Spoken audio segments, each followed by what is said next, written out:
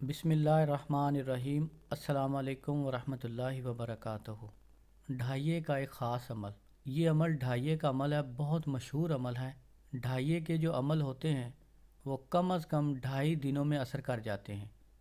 2.5 گھنٹے کے اندر اندر ان کا اثر ہونا شروع ہو جاتا ہے، اور یہ 2.5 دن سے زیادہ عمل نہیں کرنا پڑتا، یعنی 2.5 دن کے اندر اندر آپ کا کام ہو جاتا ہے۔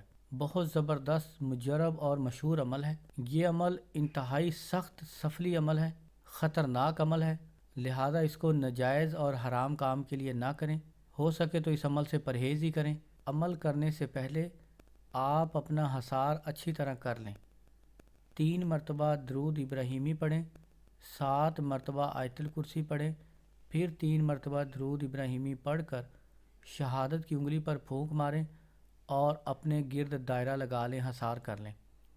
یہ عمل منگل کے دن ٹھیک 12 بجے آپ شروع کریں گے۔ عمل یا تو کسی ویران جگہ پر کریں یا مکان کی چھت پر بیٹھ کر کریں۔ اگر مجبوری ہو تو آپ کمرے کے اندر بھی کر سکتے ہیں۔ عمل پڑھنے کے دوران ہی یہ عمل اثر کر جاتا ہے۔ یہ عمل کالی ککڑی کالا کاں کڈ کلیجہ فلاں بن فلاں دا، یہاں پر آپ مطلوب کا اور اس کی والدہ کا نام لیں۔ اگر مطلوب کی والدہ کا نام معلوم نہ ہو تو صرف مطلوب کا نام ہی لے لیں، کافی ہے۔ مطلوب کی ہو سکے تو تصویر بھی اپنے سامنے رکھیں۔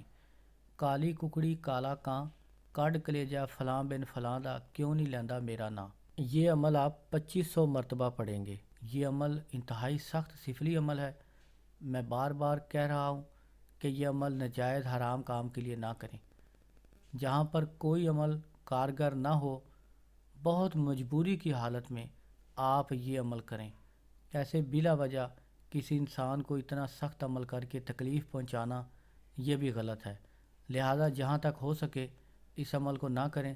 لیکن میں نے علم کے اضافے کے لیے آپ لوگوں کو بتا دیا ہے، آپ کریں یا نہ کریں یہ آپ کی مرضی ہے۔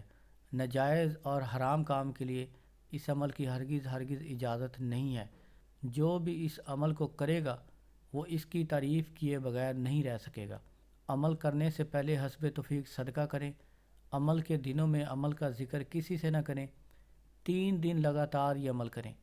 اگر پہلے دن کام ہو جائے تو حسب توفیق شرینی بچوں میں تقسیم کریں اور عمل چھوڑ دیں۔